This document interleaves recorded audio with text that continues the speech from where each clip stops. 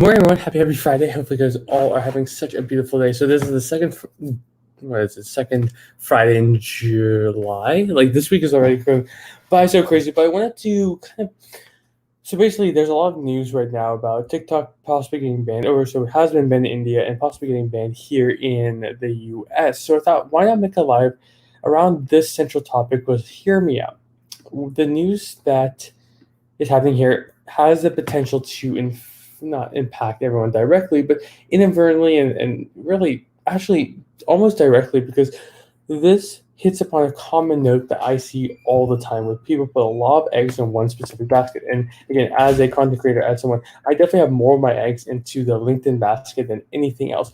But I wanted to bring to your attention the fact that what just happened here in the world of TikTok. And for those of you who don't know, like I said, the U.S. is considering, due to privacy issues and whatnot, banning TikTok altogether. I was actually on the platform yesterday, and so many people are freaking out. Huge content creators with 30, 50, 100, 200, 500,000 followers are freaking out because they haven't taken the very first steps to diversify their following. So it's primarily just on TikTok, which is fantastic because, listen, if you have almost 100,000 followers on one platform, like that's fantastic. You're obviously doing something right, or you got something that was trending and is blowing up. But anyway, why this relates to you and I is because it illustrates the point that as a marketer and as someone who continuously is on these platforms, both for my personal brand and for the brands I'm associated with, I have to pay attention to these things. Because again, if hypothetically LinkedIn, let's just reverse and say LinkedIn was having privacy concerns, somehow Microsoft dropped the ball, that would happen. But let's say that was happening, or that you said something that you so believe in and you got shadow banned on this platform, or whatever it is that happened, you have no longer the access to your account, your community, or the people that you've built relationships with on this platform. Now, that would be awful. And again, I'm painting the worst case scenario because I want you guys to start realizing that that's not that far out of the realm of possibility. It's really not. Like, if you really put everything down on pieces of paper, you would see that this happens, and this is just happening on, due to privacy concerns. MySpace, there used to be huge platforms with millions and millions of people on there actively a day that don't have that same user base, or even if they have accounts, they're not logging in every single day. Like here on TikTok, or LinkedIn, or on LinkedIn, YouTube, TikTok, Facebook, Instagram, like all these platforms, they go through their natural ups and downs. And you, as a business owner, as a person wanting to build brand to accomplish a specific goal, have to keep these in mind. So yes, it might relate today to TikTok, but this could happen all across the board: Facebook, LinkedIn, Twitter, Quora. Every single platform is at this interesting junction where you're basically like hit a like interesting milestone where if it goes away, you lose everything. How are your customers? How are the people who love your brand and love what you're doing know about you? That's why I love platforms that you control, like texting platforms or email lists too. My goal is always to take a person who loves what I'm doing on social media and put that into my sphere of influence, whether that's text messaging that I'm still continuously exploring, whether that is, how would I break this down? Like, whether that's newsletters or anything that you just can't have more control over. Because here's the thing: even though most people do not read emails as much as they used to, they still read them. And if you control their email, you control access to them. A platform like LinkedIn or YouTube or TikTok is just a medium that stands between you and your customer. And usually that's awesome because you can find great new loyal fans through that platform. But eventually you're going to want to take that in-house. I think most great brands do that. So long story short, that's the news. And what am I advising my clients to do? I am continuing to tell them to stay the course. The truth is, like right now, we've planned for if Instagram goes down. We've planned if Facebook goes down. We've planned in a good strategy. That most likely there is going to be some route that you take moving forward. For me, what's up, Tammy? How are you? Happy Friday. For me, TikTok creators, they aren't able to monetize your content the way they get on YouTube, Instagram, and other platforms because yeah, absolutely. If we just take this to a creator platform, again, there's no question that the virality on TikTok is far light years ahead of Instagram, because Instagram and Facebook used to be like that, but just because of the sheer amount of people and because their core product is advertisement, that they prioritize that, as they should. That's how they make their money. So yes, for TikTok creators, we're starting to enter into the stage of where we're going to need to. And diversifying, actually, Tammy, that's a great point. Like diversifying in cash flow and revenue, especially as a creator, is so important. Guys, Tammy is awesome because this is like her life. Tammy, are you busy right now by any chance? If you're still here, let me know. If you're not, if you are free, I'd love to like bring you on really quickly, because I think someone who's working in the influencer space, this is her whole job. Her whole job, actually, this is like Tammy does everything. Right? Let me be honest. Like Tammy does everything, but part of her job is working with influencers. And I know from past experiences, influencers, especially when Corona hit for the first time, she was mentioning that there had to be pivots within your business model, especially as a creator, influencer, as a personality. So awesome. Tammy, I'm going to send you a link. I'd love to hear your thoughts if you're not too busy. I'm going to send it to your LinkedIn. Let me know if you have any trouble logging in.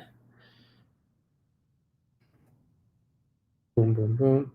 You guys, Tammy, I just sent you the link, so have a look at that. Click on the URL, and you've kind of done this before. But anyway, if everyone watching right now or later on, make sure that you're connecting with Tammy as well, especially if you're into the.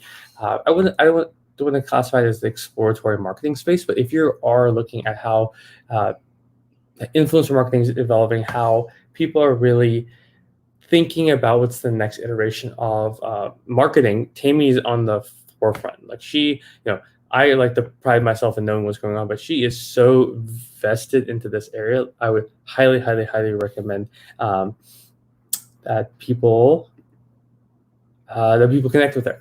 So Tammy, let me know if you have any problem logging on. And if you want to log on, I would love to bring you on to the live. Let's see. Where's my phone? Let me just make sure. Do you know what Tammy's doing right now? She's definitely working, and I am going to totally mess up her flow, but it's gonna be fun. That's where all the good things happen. So anyway, while we're waiting for her to jump on here, one of the last points I'm going to talk about specifically when it comes to content creators and brands also is, don't worry.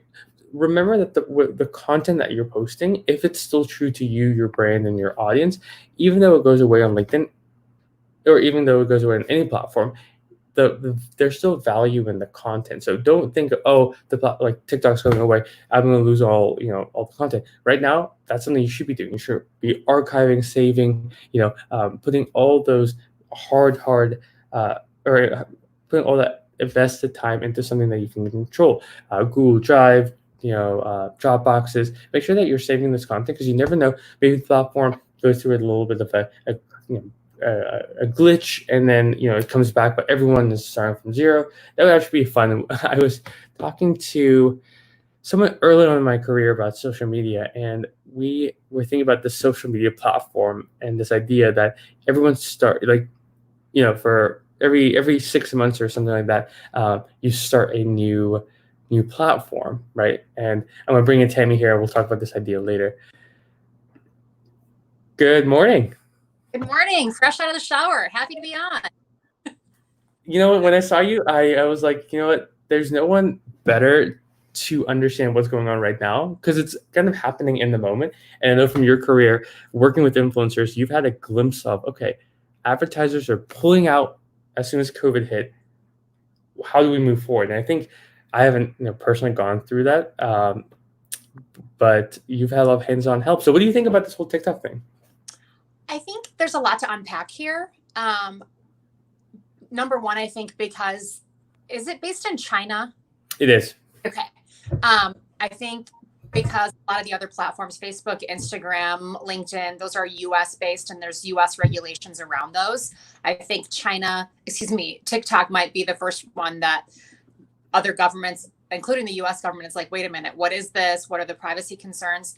I know at one point and I have no concept of time because of COVID. I think it was earlier this year, maybe it was late last year. The US military said TikTok was not allowed on any government devices. So if you were a Marine, whether you were active or in the reserves, you weren't allowed to have it on your government device because they weren't sure what else it could track on your phone. And so I think we've all grown up in the age of privacy, and what does that really mean? Until you're affected, I feel like the most active generation on TikTok might be like, privacy, schmivacy. What does that even mean? And so, like you were talking about, these creators with millions and millions of followers, they're not concerned today because they haven't been impacted. What does that mean? How does that impact their life?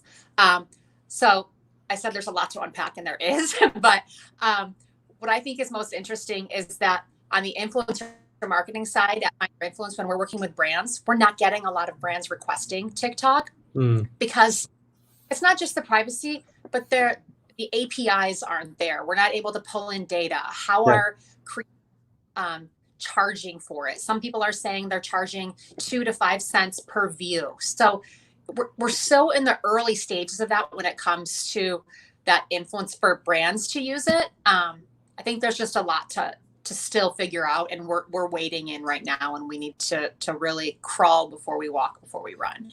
No, absolutely. And I've heard talks about, because it is owned by a Chinese company, they might move, either to move TikTok completely out of that into a subsidiary and then relocate its servers outside of the Chinese sphere of influence, most likely going to Eastern Europe because of just costs and whatnot. But it will be interesting to see. Sorry, I'm pulling in all your blogs that I continuously read that's why I think it's so important. So earlier on, I talked about why this isn't just going to affect TikTok creators or brands on TikTok. I think this is a perfect illustration for why brands need to be diversifying, right? I'd love to hear your opinion on, how many platforms you should be diversified on, and just your take on that statement. So, our position from Find Your Influence is that you don't own any of your content on Instagram. Mm-hmm. You don't, even on LinkedIn, you mentioned that. Not that anything's going to happen with Microsoft, knock on wood, but what is your backup plan? If you have a blog, you own that content. Your blog is your fallback plan. That's where your content should live. And you could point to your blog content from your Instagram, from your LinkedIn, from your TikTok, wherever those other channels that you don't own and you don't control, if they were to shut down tomorrow or if there was any sort of attack on them and you couldn't access it, you own your blog. So find whether it's a blog, whether it's a vlog, what is it that you can continue to own, and you don't have to rely on another piece of technology to continue to serve it up for you. Does that make sense?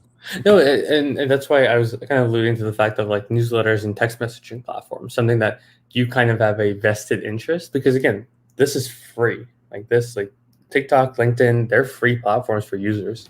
That comes with caveats. If you don't save your content, why should Instagram or LinkedIn save it for you? So I think this is a great, because I learn best by examples, and you kind of know that. So if you're okay with it, I would love to play this game of, hypothetically, I have a brand, let's say a dentistry practice. We're doing phenomenal on LinkedIn or on TikTok. I get this news. What are the first couple steps, if they were working with Find Your Influence, that you would kind of recommend them doing?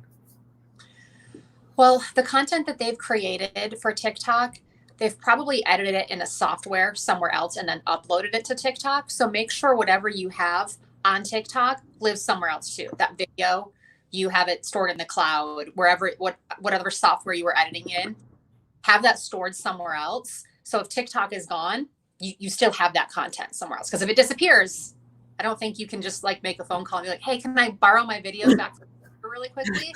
So have backups for that. Even your Instagram posts, for the professional influencers that are taking photos, editing them, doing all of that, they're doing all of that on a desktop or iPad or some other device. Make sure that's backed up, because if that were to go down and that content's gone, Also the captions that you're putting with it. What did you say that's important to keep? Put it in more than one place, screenshot it if you need to, and then save that photo to the cloud. You don't have to, retype everything, but make sure you're backing up your backups too. On your blog is there. That's what I mean. So if any of that stuff were to go away, you can't access it again. So how can you cover your own tail? It's I think there's just so much here, and that's kind of why like this news was so. And because I know everyone on LinkedIn has seen the promoted or not promoted the news about this. So I'm super excited to hear you say that as well, because these assets and marketing assets are expensive to make, right? Yeah. Whether it's captions or pictures or videos, they're expensive to make in time and resources. So let's move this over and say, how's things at Find Your Influence? They're good. We're very, very busy. We just did a super fun webinar yesterday with a couple influencers. We talked about, we called it the changing landscape of influencer marketing in 2020 and beyond. And we talked to a couple influencers about what they were hoping 2020 would be, what 2020 has been, and how they've really pivoted. Both of them are actually travel bloggers. So they're not flying anywhere. They're not shooting content in beautiful places, but they pivoted. And surprisingly, I think to everyone, been wildly successful. They run their brand as a business. They understand that, there are more eyes on social media today than ever before. With us being at home, we don't have these commutes that we used to have, so we can spend a little bit more time on social media. And so they've pivoted and been wildly successful. They've been the influencers, Alicia Tenise. She is a Black woman, and she was very, very raw in her Instagram stories about the different microaggressions she's gone through in her life and what being a Black woman has meant to her and what it's meant to her during this period in American history right now. And then Jane Coe is an Asian influencer based in Austin, Texas. And she talked about how she's also a food blogger, and she does a ton of content in Austin. And a lot of her followers were reaching out and saying, do you have a list of Black-owned restaurants in Austin? And she's like, I don't, but let me curate it real quick. And so in a matter of days, she put something together and then realized she hadn't visited many of those restaurants either. So she started going out to get takeout from them, and was finding out that they were selling out. Like, they were running out of food because they were getting so much business. So it's just great to see those two examples of those strong women with great brands using their voice to affect change. Neither of them were paid for any of that. They were being authentic. They were telling their true stories. That's their content, right? And yet how it impacted their followers, how it impacted the businesses that they were speaking about. It's just, that was a really special webinar to have moderated yesterday. I was really excited to have been able to do that. That's amazing. And I've heard you talk about that, but I mean, it's so great when that comes together and you can actually, I think there's a lull in content I saw in March towards April where people are like, what do I do? Right. So that's fascinating that they've been able to view their brands and businesses and adapt it, because that's it's a lot, right? Like, there's adaptation is hard. The one last question, I failed to ask this last time, but how have you seen that these individuals aren't burning out because of all the extra eyeballs that are on these platforms?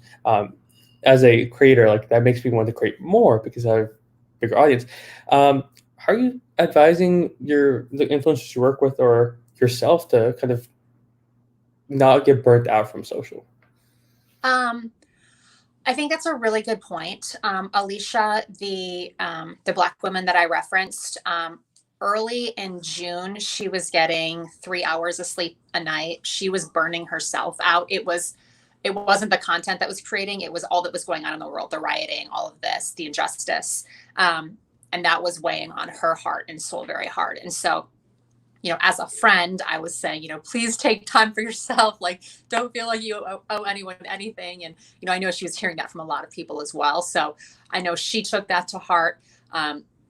Jane, that other influencer I was referencing in Austin, she was working around the clock. She even started a program called 100 for Hospitality, where she raised over $15,000 to provide meals to displaced food service workers in Austin. So she would pick one restaurant, and every day they would feed 150 food service workers who were out of work, and it helped that business. And she just asked her followers to make donations to that. So in this instance, again, with those two women, they're so driven. They're the helpers. And in this world, in this tough time that we live in, whether it's COVID, the social injustices, Black Lives Matter, whatever the next thing may be, murder hornets, who knows? The world needs helpers in these instances. And when you're a helper, you do have to pace yourself, because you can't be helpful to others if you're not first serving yourself and taking care of yourself. I don't know if that answered the question. I hope it did.